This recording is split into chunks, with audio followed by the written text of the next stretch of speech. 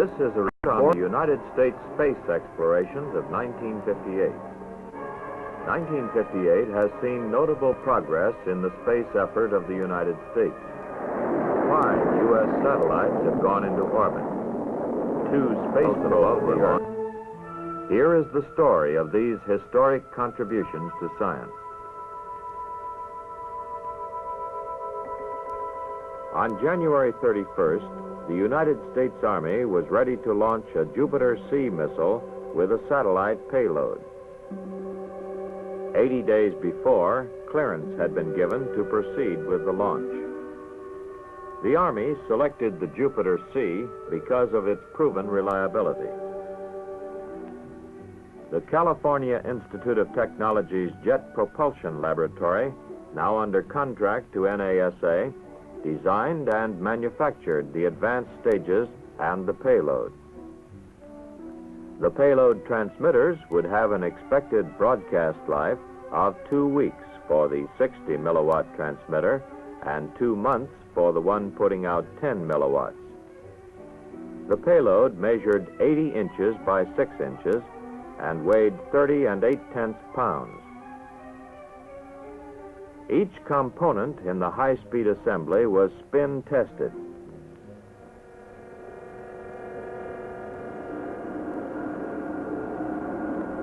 It was thought that centrifugal force might distort the structure of the solid propellant within the high-speed rocket motor.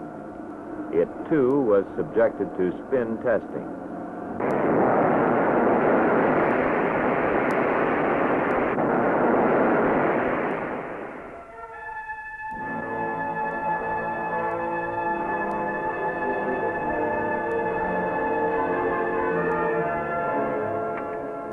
Attention all personnel, please clear the launching area for radio frequency interference tests. Please clear the launching area. This is Ray. Command transmitter on. Telemeter on. Frequency measures 2.5 low. Calibrator on. Dovap on. Cape radar off. This is Project Command. The time is now X minus 33 minutes.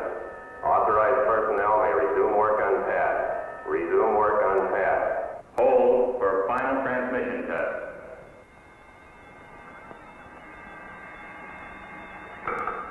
This is Project Command.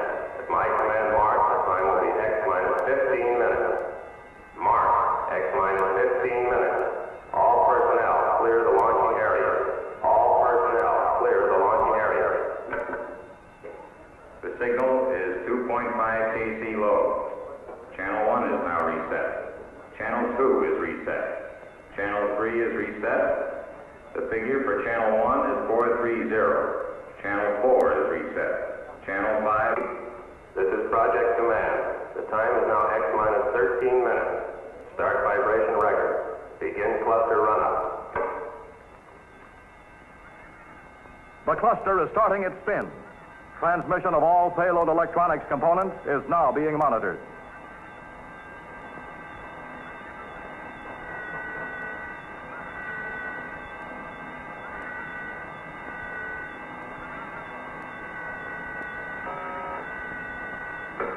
This is Project Command. The time is now X minus 4 minutes. After the firing signal is given, it will take almost 16 seconds for the vehicle to take off. Pressurization will be started at X plus 3 seconds.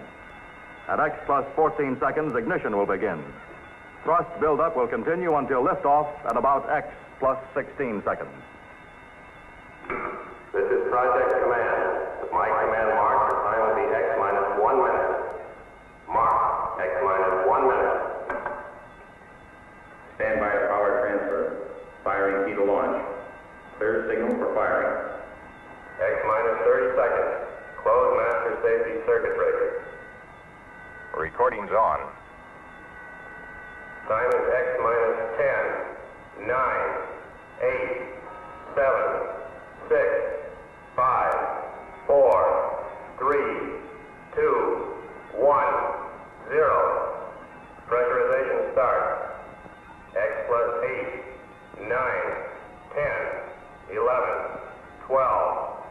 13.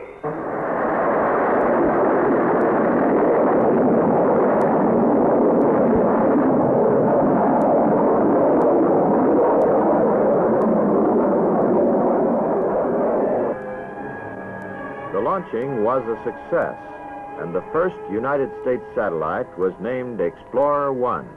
Explorer 1 made the most important discovery of the International Geophysical Year: the existence of a great belt of radiation, identified by Dr. James A. Van Allen, head of the State University of Iowa Physics Department. On March 17th, St. Patrick's Day, Dr. John P. Hagen of the Naval Research Laboratory announced that Vanguard was poised and ready to launch from the Atlantic Missile Range, Cape Canaveral.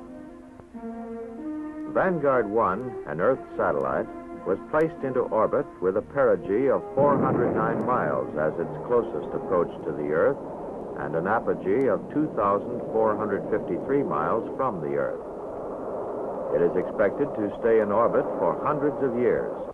Its solar batteries will power transmitters, which will give information to generations of scientists of the world community. Information gained from Vanguard 1 has enabled us to determine the true shape of our Earth. It is slightly pear-shaped.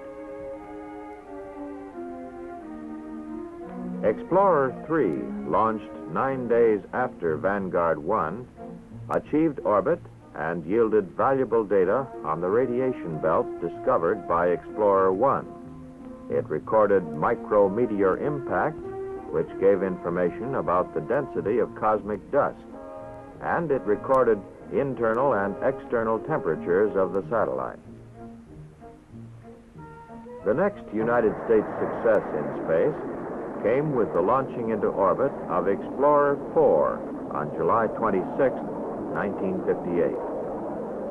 As a scientific experiment, it confirmed and expanded the data on radiation and temperatures discovered by satellites Explorer 1 and 3.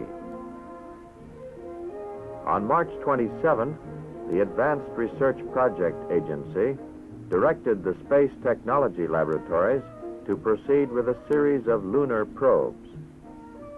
The payload was designed so that its electrical system would have maximum possible life.